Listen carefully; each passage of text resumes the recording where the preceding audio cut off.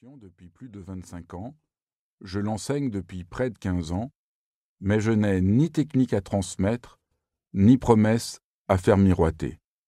D'ailleurs, quand j'ai commencé à enseigner, beaucoup m'ont prédit l'échec. Qu'allais-je pouvoir communiquer quand j'expliquais d'emblée que la méditation n'est pas productive, qu'elle ne rend pas plus efficace, qu'elle n'assagit pas et que, fondamentalement au sens ordinaire, elle ne sert à rien. Et que c'est justement parce qu'elle nous délivre de l'asservissement, de cette dictature de l'utilité et de la rentabilité propre à notre temps, qu'elle est une chance. Au fil des ans, autour de moi, l'obsession de la performance est devenue un poison. La rentabilité et l'utilité ont été érigées en maîtres mots de notre monde, y compris en matière de méditation. J'ai vu les manuels et les exercices proliférer, et même des posologies être quasi prescrites avec des résultats garantis au bout de 10 ou 20 séances. Il faudrait, nous dit-on, méditer dans les entreprises pour augmenter la rentabilité, dans les écoles pour que les élèves soient plus concentrés et plus efficaces, à la maison pour être moins stressés. J'ai vu des apprentis méditants désarçonnés puis dégoûtés.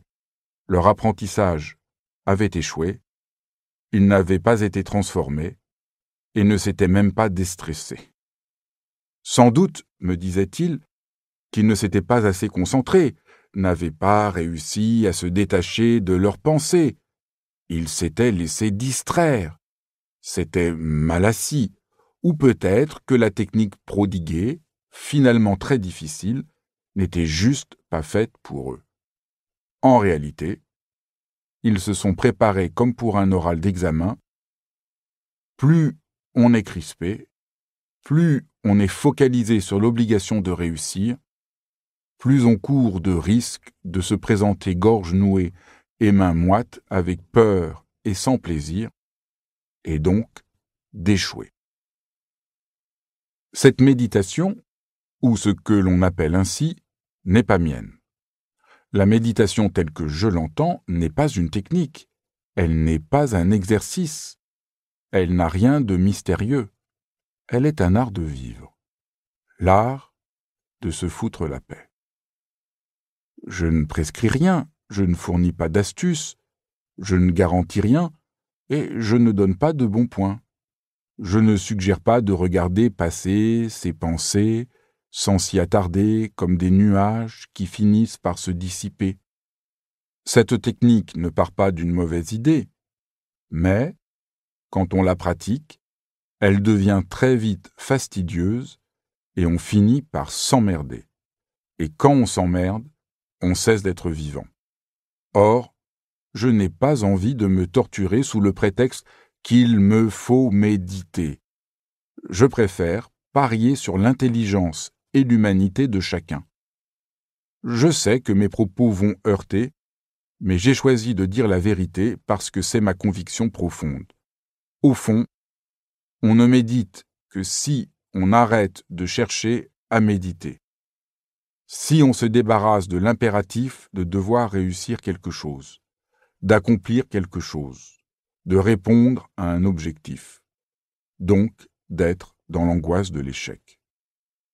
Dans ma vie, oui, je suis parfois crispé. M'ordonner alors de me détendre est le meilleur moyen de me crisper encore plus, de me torturer. Je n'attends même pas qu'on m'en donne l'ordre. Je sais très bien me torturer tout seul. Comme tout le monde, j'ai tendance à vouloir bien faire. Tellement bien faire que je me place dans un état de tension extrême. Je me pose des défis et je suis pris d'une peur panique de ne pas parvenir à les relever.